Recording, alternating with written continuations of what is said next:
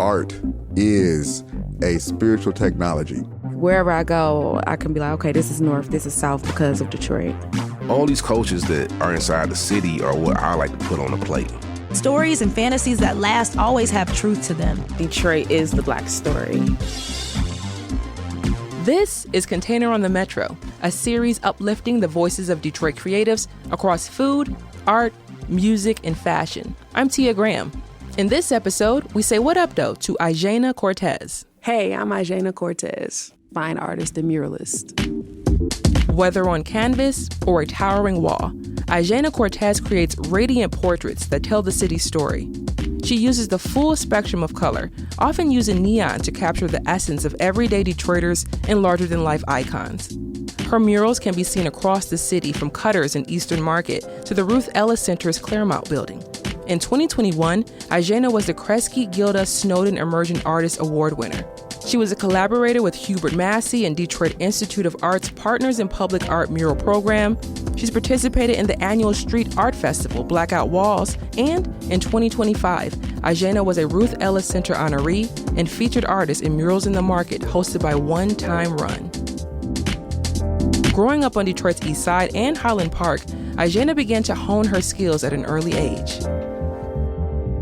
Did you feel that the city, schools, whatever it may have been, helped foster that creativity inside of you? Yeah, my specific school, Herlawn Cathedral, which is a school that's no longer here. I know a lot of 90s kids that grew up in Detroit, we definitely attended those Catholic schools, Catholic, Episcopalian, all those. So I had a small, very, very small school, and I had like one teacher that was helping me once they figured out that I could draw a little bit. So Mr. Sims, rest in peace and ashe to the ancestors, but he was pretty much my rock and taught me how to paint, taught me how to render, taught me everything at like the tender age of 9. So I would say, yeah, I got what I needed from the city. Yeah. For sure. And its patrons and heroes. And yeah. That's what's up. And when you were a teen and you're starting to really grasp this and understand what you're doing as a fine artist, what were some of the next steps for you in your mind to be a working artist? Or did you ever even see yourself as a working artist? I did not at the time.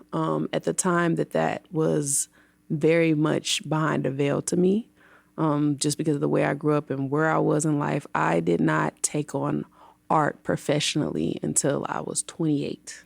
So that was in 2018 when I decided to do that. But before that, it got away from me. And there's also this constant narrative of being a starving artist. It wasn't really seen as a career.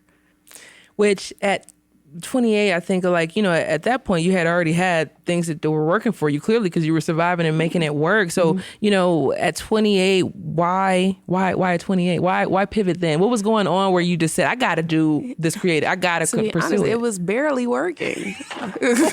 It was barely working. It was working, but it was when I was working at, a big corporate thing here, and I was terribly unhappy, I do have, people who are close to me know I do struggle with rheumatoid arthritis. So my arthritis had just started kicking up. So it was just not a good time. And it was at that point was like a pressure cooker of like, why not? Like, I'm not doing anything here. I'm barely making money here. Like, all my people know, time working check to check. It was like, go to work for what? I don't have any money. So that was a point in my life where I'm like, all right, well, I got to do something else. And anything else is better than this. And so it started weighing on my heart. And I just quit on a Tuesday. I tell people don't do that, but don't. On a Tuesday? You just walked out on a Tuesday? I walked out on a Tuesday at like 2:00. Sorry, y'all. But it had to happen. It just had to happen. That is wild. That is wild. But yeah. Yeah, and that was the last job I ever worked. You gotta bet on yourself. You got to. If I'm not betting on me, who else am I gonna bet on? You got to. Ijania was creating works of art during her time in a corporate job. In 2017, she put her work on display, and the response was overwhelming. Ijania understood at that moment she could be a professional working artist in the city that raised her. So she began reverse engineering, researching, and uncovering how to turn her so-called hobby into dollars.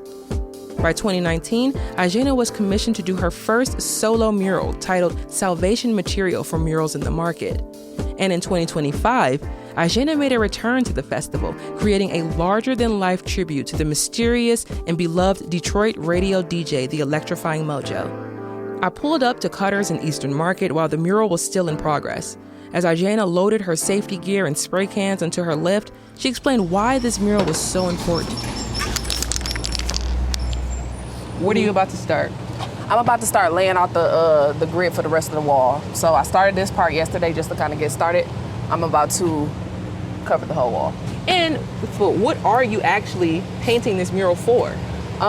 Just to give somebody their flowers, just to give the Mojo his flowers, you know, for bringing craft work to Detroit, for bringing Prince to Detroit, knowledge of those things. So I think that obviously, you know, see how far that influence has stretched. So like, and 50 years later, here we are, and people are still loving house, like, you know, loving Detroit techno, Detroit electronic music. So I think that's important, you know, and I love the fact that he wanted to let his legacy be seen before himself.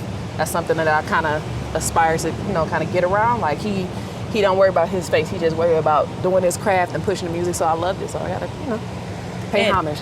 What is it like to be a part of something like Murals in the Market? It's just a homecoming, I think. You know, this is my first mural gig by myself, and I get to come and show my growth as an artist. I think the changes will be obvious, like the difference between 5 years and how, you know, how much that affects you, how much that changes you. So I think it's just a cool homecoming. It's nice to be appreciated, exactly. nice to be tapped to do something, you know what I'm saying, by people who are in your community. It just feels good to be thought of, you know, that's all that matters to me. So it's like, y'all are thinking about me, y'all want to be famous, okay. So, yeah, if you wanted to like go ahead and get started, we'll just kind of like... Yeah, I'm gonna get it going. It's gonna be pretty. Luckily, this wall like gets a lot of light outside of Cutter. So I got these 2 lights here, and then I got like, this is all street lights. So you can work in the night. Yeah, I can work at night. Mm-hmm. So I'll probably be out here all night. So yeah, that's my mom in the car, by the way. Hello. Hello, Mom. How are you? We're highlighting your daughter. We're making sure that everybody knows how dope she is. Of course. Thank you. Okay, I gotta start this thing. As Ijania got to work on her mural, I hopped in her mom's car to chat about her daughter's journey. Thank you, sir. Oh, my car is much worse, so I ain't gonna hold you up. All right, Dolores, so talk to us a little bit about Ijania and where she got her love for art. Well, Ijania didn't know she loved the art. It started probably in the 4th grade with her doing a self-portrait of herself. And I was like, there's something here. And we're very involved in the church. And so I was part of the drama department where I was over all the props and designs. You know, we did 2 big productions like Christmas and Easter. And so for Easter, I said, listen, I need like this really elaborate scene from heaven. It's got to look like you're in heaven and everything. People could not stop. They was too busy looking at her. So I knew, I said, she's got something here. So I told her, I said, you have a gift. She said, oh, this is going to be my hobby. I was like, okay. I didn't say anything else. But I knew I had to nurture it. Where she started to where she is now in terms of the attention she's getting in the city, getting called from different people within the arts community, what does it feel like to see the fruits of her labor and your support and your labor here, you know, being recognized? She has just flourished. And the way she sees things in colors. Now I don't have a painter bone in my body, but I can put things together and tell you what I want. But she is just that natural gift. And so I said, what made you...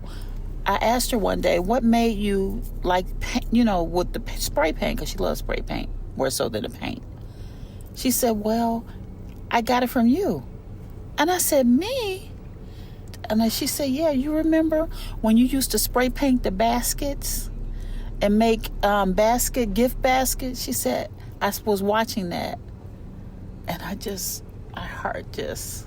And now you see what that watching you has turned into this. Right. And I work for a nonprofit, always have, in the community.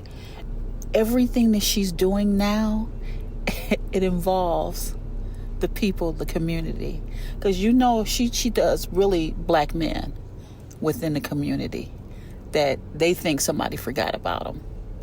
I think, if I haven't gotten anything else, that right there will just be like, wow, okay, my job is done. I'm good.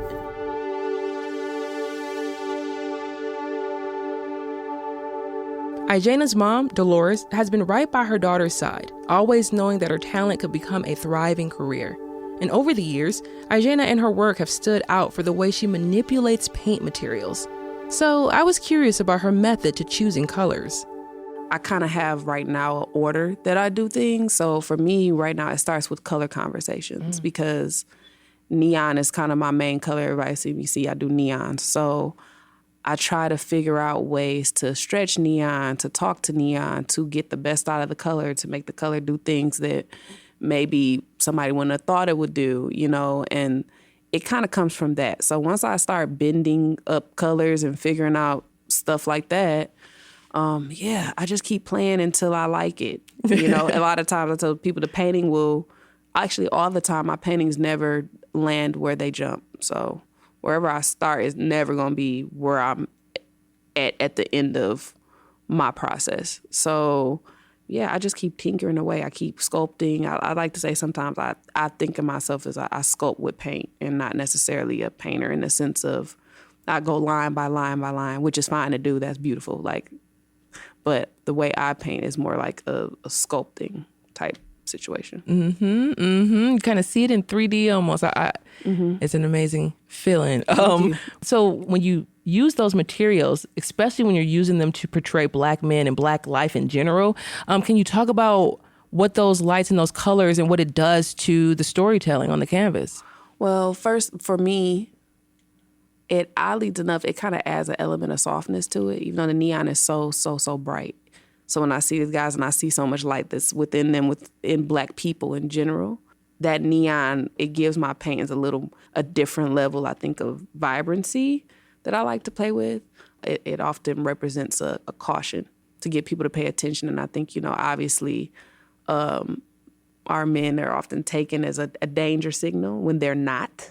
So, and it all comes together. It's like brightness, it's softness, it's caution, it's awareness, it's everything that would culminate if light were physically as a person. Ijania prides herself in making sure the narrative and conversation about black people, especially black men, are being retold with her spray can and brushes. And now, nearly 10 years into her career, she's mentoring, helping aspiring artists learn the things she taught herself. The city of Detroit launched the Detroit Artist Apprenticeship Program, or DAP, in early 2025, inviting Ijania to be a mentor. As well, she was a featured artist in the annual Teen Summit hosted by Teen Arts Council. It provides space for teens to learn, share ideas, network, and create at the DIA. For Ijania, sharing knowledge and supporting fellow artists is key in building a thriving arts community in Detroit. So talk about being a mentor, what it's been like watching another generation or another group of folks coming up. It's been fun. I try to work I'm more of a lateral mentor, so I like to think I'm working by my mentee side. I don't really try to work above anybody and let them do their thing and let them shine. It's been fun, and I could talk for days about art technique, so I just want to make sure people are respected as artists and they feel comfortable and you feel good asking me questions, getting all this kind of stuff, and it's pretty much worked out. Yeah. And what can you say about the city of Detroit's efforts to put more resources into arts and culture right now? And I hate to be a glutton. We need more. I want more from the city. I want more accessibility for artists. I want more voices for artists that meet actual artist concerns. I know a lot of times we're presented with things as like, you're giving me an opportunity. But I want the city to really, really pour into the arts on par and on level with other cities. Mm-hmm. Because as we're trying to build and get up to par with everything and restructure our city and do all this stuff, the arts also needs that type of push, that type of help, that type of actual funding, that type of access for practicing artists here.